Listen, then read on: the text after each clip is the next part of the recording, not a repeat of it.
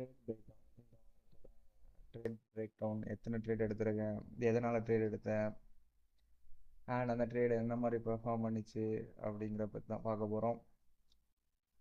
Okay, ஆக்சுவலாக இந்த வீக்கில் நான் எத்தனை ட்ரேட் எடுத்தேன்னா மொத்தம் 2 ட்ரேட் எடுத்தேன். என்ன ப்ரோ ரொம்ப கம்மியாக எடுத்துருக்கீங்க அப்படின்னா, 2 ட்ரேடு ஒரு வாரத்துக்கு எடுத்தால் எனஃபா ப்ரோ அப்படின்னு கேட்டிங்கன்னா, ஆமாம் 2 ட்ரேடுங்கிறது ரொம்ப பெஸ்ட். நீங்கள் அந்த 2 ட்ரேடு வின் பண்ணாலே உங்களுக்கு ஒரு 1:2 இல்லைனா 1:3 வச்சுருந்தீங்கன்னா 2% ஆர் 6%, 4% ஆர் 6% நீங்கள் வந்து ப்ராஃபிட்டில் இருப்பீங்க. அதனால் குவான்டிட்டி வந்து எத்தனை ட்ரேட் எடுக்கீங்க அப்படிங்கிற குவான்டிட்டி வந்து இம்பார்ட்டன்ட் கிடையாது. அது எந்த குவாலிட்டி, அந்த ட்ரேடோட குவாலிட்டி எந்த மாதிரி இருக்குது அப்படிங்கிறது தான் இம்பார்ட்டன்ட். நீங்கள் அதை எவ்வளோ ப்ராப்பராக அனலைஸ் பண்ணி எடுக்கீங்க, அது உங்கள் ஸ்ட்ராட்டஜியோட எவ்வளோ மேட்ச் ஆகுது, அந்த ட்ரேடை எப்படி நீங்கள் மேனேஜ் பண்ணுறீங்க, அந்த அது மட்டும் தான் இம்பார்ட்டன்ட். ஓகே, எதில் எடுத்திருந்தேன்னா ஒரு ட்ரேட் வந்து ஜிபிபியில் எடுத்திருந்தேன், தென் வந்து யூரோவில் எடுத்திருந்தேன். இது வந்துட்டு ஃபஸ்ட்டு மண்டே டியூஸ்டே தேர்ஸ்டே எடுக்கலை. மண்டே டியூஸ்டே வெனஸ்டே ட்ரேட் எதுவுமே எடுக்கலை. தேர்ஸ்டே அண்ட் ஃப்ரைடே தான் எடுத்தேன். மார்க்கெட்டே வாட்ச் பண்ணல ஃபஸ்ட்டு 3 நாள், கொஞ்சம் டைமே கிடைக்கல. தென் எந்த செஷன்னா நியூயார்க் செஷன் அவங்களுக்கு ஷோ பண்ணுறேன் 1 minute.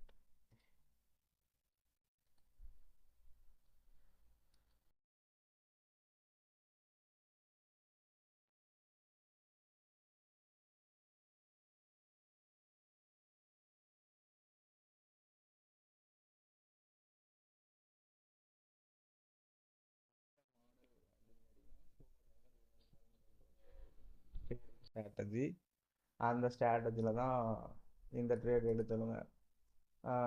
First candle second candle failure ஆகிட்டு இந்த லோவை தாண்டி க்ளோஸ் வைக்க முடியலை. தென் இந்த இதில் வந்து நான் ஒரு லாங் பொசிஷன் வந்து ப்ளேஸ் பண்ணியிருந்தேன். Let's see.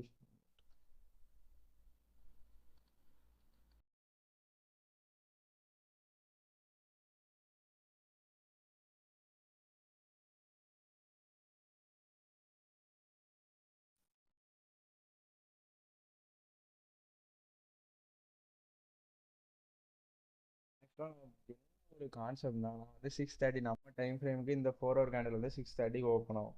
6:30க்கு மார்க்கெட்டில் தான் இருந்தேன், வாட்ச் பண்ணிட்டு தான் இருந்தேன். இந்த ஷிஃப்ட் அப்போது நான் கரெக்டாக இந்த இந்த லெக் இப்போ ரன் ஆகிட்டு இருக்கும்போது சின்னதாக ஒரு கால் வந்துட்டுன்னு சொல்லிட்டு பார்க்காம போயிட்டேன். அது இன்னும் கொஞ்சம் கீழே போயிட்டு ஒரு ஷிஃப்ட் கொடுக்கும்னு எக்ஸ்பெக்ட் பண்ணியிருந்தேன். பட் ஆனால் இங்கேயே ஷிஃப்ட் கொடுத்துருந்தேன். நான் அதை பார்க்கல. நான் வரும்போது என்ன ஆகிட்டுன்னா, மார்க்கெட் இங்கே வந்துட்டு இது வரைக்கும் வந்துட்டு மறுபடியும் இங்கே இருந்து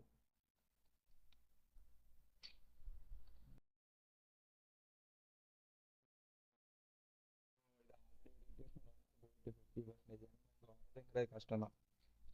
அடுத்த இந்த இதில் என்னோட ட்ரேடை வந்து எக்ஸிக்யூட் பண்ண பிளான் பண்ணேன்.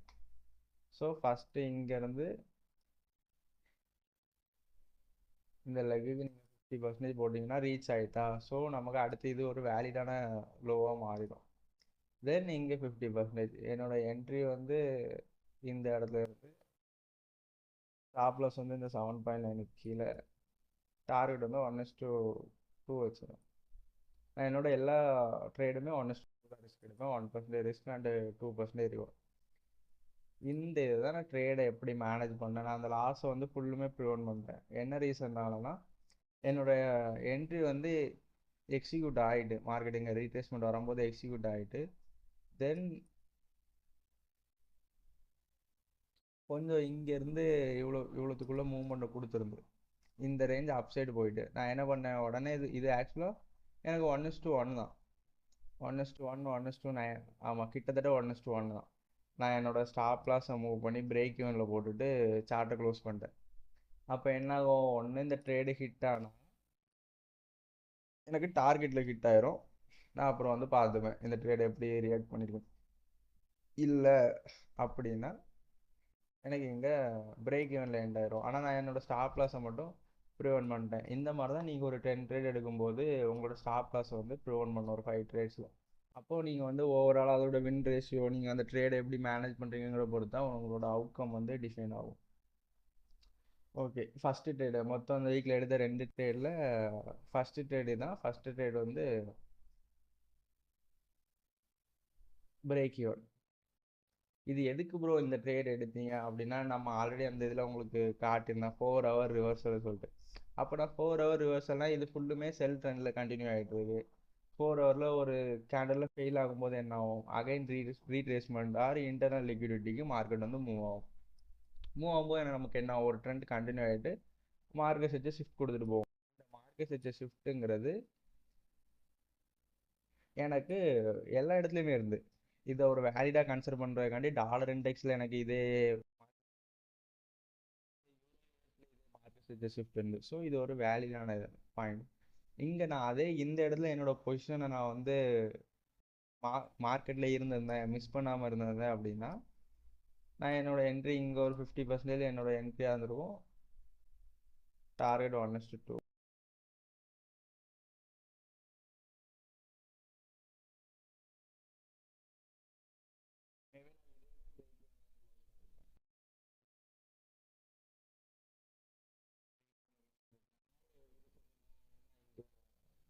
ஸ்டாப் லாஸை இன்னுமே கொஞ்சம் மேலே எடுத்து வச்சிருந்து பார்சலில் க்ளோஸ் பண்ணியிருக்கலாம். பார்சல் இல்லை பாதி ப்ராஃபிட்டில் எக்ஸிட் ஆயிருப்பேன். ஓகே வெல், இந்த ட்ரேட் வந்து நமக்கு லாஸ் பண்ணலை. ஸோ இது வந்து ரிவர்சலுங்கிறனால பை சைடு கொஞ்சமாச்சும் சீக் பண்ணிட்டு தான் அடுத்து செல் ஆகும். அதனால தான் இந்த இடத்துல ஒரு பை ட்ரெண்ட் லாங் பொசிஷன் வந்து பிளேஸ் பண்ணதுக்கான ரீசன்.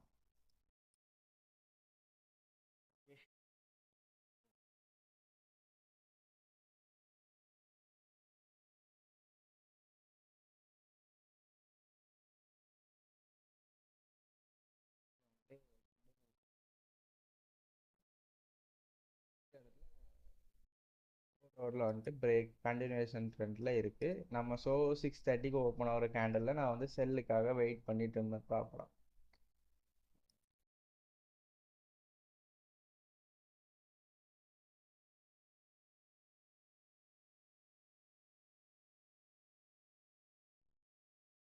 நான் வந்து இந்த 15 மினிட் ஃபேர் வேல்யூ அப்போ தான் மார்க் பண்ணி வச்சிருந்தேன். இந்த 6:30 ஓப்பனுக்கு இந்த 15 மினிட் ஃபேர் வேல்யூ,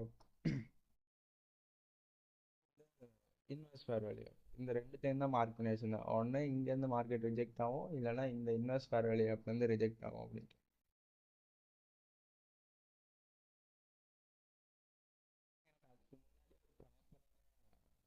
வேலிடான ஷிஃப்ட் வந்து எனக்கு கொடுத்துட்டு இந்த இடத்துல மார்க்கெட் ஓப்பன் ஆகுது. இந்த லோவை எடுத்த உடனே இதில் வந்து ஒரு ப்ராப்பரான டிஸ்பிளேஸ்மெண்ட், நான் அந்த மாதிரி நான் நிறைய இந்த மாதிரி ஒரு பேட்டர்னை ரெகனைஸ் பண்ணியிருக்கேன். என்ன மாதிரினா,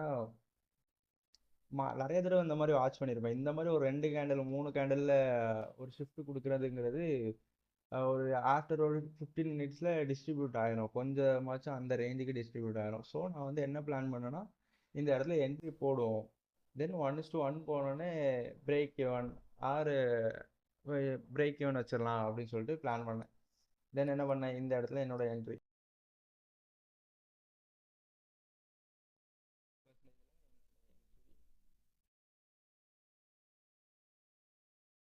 அப்புறம் 1:2. தென் ப்ரோ இது 1:1 வந்தோடனே நீங்கள் பிரேக் ஈவன் போட்டிருப்பீங்கல்ல, இது உங்களுக்கு பிரேக் ஈவனில் தான் க்ளோஸ் ஆகுது அப்படின்னு கேட்டிங்கன்னா இல்லை. அப்போ வெளியே போயிட்டேன், மார்க்கெட் இங்கே அப்படியே வச்சுட்டு அதான் என்ட்ரி எடுத்துட்டோம், என்னமோ பார்த்துக்கலாம் என்ன வந்தாலும் அப்படி சொல்லிட்டு போயிட்டேன். அதுக்கப்புறம் நான் ஒரு கொஞ்சம் கழித்து பார்க்கும்போது இது டிபியில் எக்ஸிஸ்ட் ஆயிருந்து. ஸோ இந்த ட்ரேட் அப்படி தான் எடுத்ததுக்கான ரீசன் இதுதான். இந்த ட்ரேட் எடுத்ததுக்கான ரீசன் என்னன்னா கண்டினியூஷன். ஸோ இது வந்து மேலே போயிட்டு நம்ம இந்த இந்த 4 ஹவர் டைம் ஃப்ரேமில் பார்க்க போகிறது எல்லாமே செல்லுக்கானது மட்டும்தான். ஸோ நமக்கு இங்கே ஒரு செல்லுக்கான ப்ராப்பரான ஒரு கிடைச்சிருக்கு. 1:2. இந்த ஸ்ட்ராட்டஜி வந்து எனக்கு எப்படி எந்த மாதிரி ரியாக்ட் ஆகுதுன்னா, இந்த ஒரு 2-3 மந்த்ஸாக இது வந்து ரிவர்சல் கண்டினியூஷன் 2 ஸ்ட்ராட்டஜி பார்த்துக்கோங்க. ஸ்டார்டிங் 1 மந்த்ஸ் வந்து எனக்கு இந்த ஸ்ட்ராட்டஜியில் நான் வந்து 90% அக்யூரஸியில் இருந்தேன்.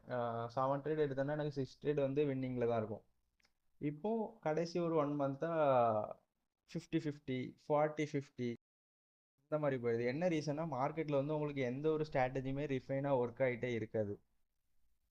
அது வந்து ஃபுல்லாக சேஞ்ச் ஆக தான் செய்யும். 3 மந்த்ஸ் ஒன்றா இருக்கட்டும், நீங்கள் வந்து ரொம்ப நாள் ஒரு வருஷம் ஏதாச்சும் ப்ராஃபிட் பண்ணியிருப்பீங்க, இல்லைனா 2 மந்த்ஸ் ஏதாச்சும் ப்ராஃபிட் பண்ணியிருப்பீங்க. அதுக்கப்புறம் அந்த ஸ்ட்ராட்டஜி வந்து ஒர்க் ஆகாமல் போயிடும். அதுக்குன்னு சொல்லிட்டு அந்த ஸ்ட்ராட்டஜி எனக்கு ஒர்க் ஆகும் சொல்லிட்டு அதே கீப் அப் பண்ணாதீங்க. எதனால ஒர்க் ஆக மாட்டேங்குது அப்படிங்கிறத ஃபைன் பண்ணுங்க. அந்த ரீசனை ஃபைன் பண்ணிட்டீங்கன்னா நீங்கள் அதுக்கப்புறம் அந்த ஸ்ட்ராட்டஜியை இன்னும் ரிஃபைன் பண்ணலாம். எதனால் ஒர்க் ஆக மாட்டேங்குன்னு ஃபைன் பண்ணிட்டீங்கன்னா நீங்கள் அந்த என்ட்ரியை ப்ரிவென்ட் பண்ணிடுவீங்க. ஸோ அந்த டே வந்து லாஸ் இல்லாமல் க்ளோஸ் பண்ணுவீங்க. எந்த அளவுக்கு லாஸை அவாய்ட் பண்ணிட்டு ப்ராஃபிட்டை மினிமமாக ஒரு 1% 2% கன்சிஸ்டன்டியாக கெயின் பண்ணுறீங்களோ அப்போ தான் உங்கள் இது வந்து க்ரோ ஆகும். எப்போவுமே அக்கௌண்ட் வந்து ஒரு ட்ரேட் 2 ட்ரேடில் பெரிய லெவலுக்கு கொண்டு போகணும், டக்குன்னு ஒரு பெரிய பண்ணணும் அப்படின்னு நினைக்கிறது வந்து உங்கள் அக்கௌண்ட் வந்து இருக்கவே இருக்காது. அது வந்து உங்கள் மைண்டை சைக்காலஜி வைஸாகவும் சரி, ட்ரேடிங்லேயும் சரி, நீங்கள் ஒரு ட்ரேடு பெருசாக எடுத்தீங்கன்னு வைங்களேன், உங்கள் மைண்ட் வந்து அதை அடாப்ட் பண்ணாது. அடுத்து அதே மாதிரி வேணும் வேணும்னு சொல்லுவீங்க. ஒரு லாஸ் ஆனாலும் நம்ம மறுபடியும் அந்த மாதிரி ஒரு பெரிய வின்னிங் எடுத்துக்கலாம் அப்படின்னு தோணும். ஸோ எப்போவுமே நீங்கள் கொஞ்சம் கொஞ்சமாக கெயின் பண்ணுறது தான் உங்களுக்கு மந்த்லி ஒரு கன்சிஸ்டன்சி ப்ராஃபிட்டை கொடுக்கும், பெருசாக கெயின் பண்ணுறதோட. ஸோ நீங்கள் எப்போவுமே ஒரு வீக்லி ஒரு 1% நீங்கள் வந்து ப்ராஃபிட் பண்ணால் கூட மந்த் என்ன நீங்கள் ஒரு 4% ப்ராஃபிட்டில் இருப்பீங்க, எல்லாத்தையுமே வந்து லாஸ் பண்ணாமல். ஸோ லாஸை மினிமைஸ் பண்ணிட்டு ப்ராஃபிட்டை